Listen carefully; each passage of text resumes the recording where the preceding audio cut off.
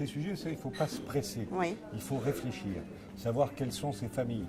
Je n'ai appris que vendredi soir tard, le nom, la composition de ces familles. Il s'agit de 2 familles, Oui. 3 plus exactement, une comorienne, une kosovare et une algérienne, qui sont tous déboutés du droit d'asile depuis moins de 6 mois. Oui. Ces familles sont rentrées illégalement en France, ont demandé une demande d'asile, ça a été étudié, Ça a été étudié. ça a été rejeté en appel, voilà, donc il y a des lois qui s'appliquent. Bon.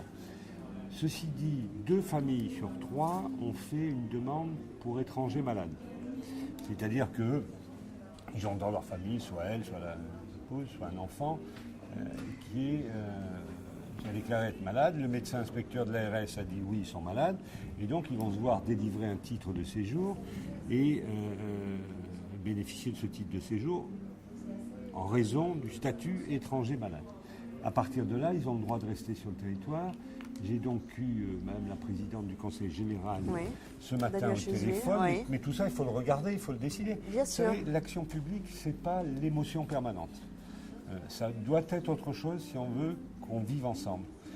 Et donc la situation est bien. Donc, je viens d'informer Madame la Présidente du Conseil Général que pour 2 familles sur 3, je réquisitionnais 2 logements libres au collège Jean Villard, puisqu'ils ont un titre de séjour.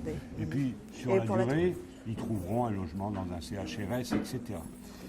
La 3e famille est en situation irrégulière. Je vais donc la signer à résidence pour la reconduire.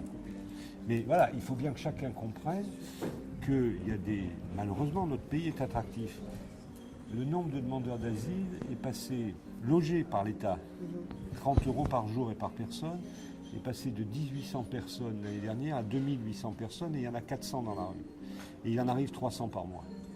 Donc, la difficulté, moi je comprends l'action personnelle légitime d'émotion et de fraternité.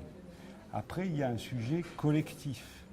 Est-ce que nous devons, on peut avoir cette idée-là, nous devons dire nous accueillons tout le monde et nous logeons tout le monde.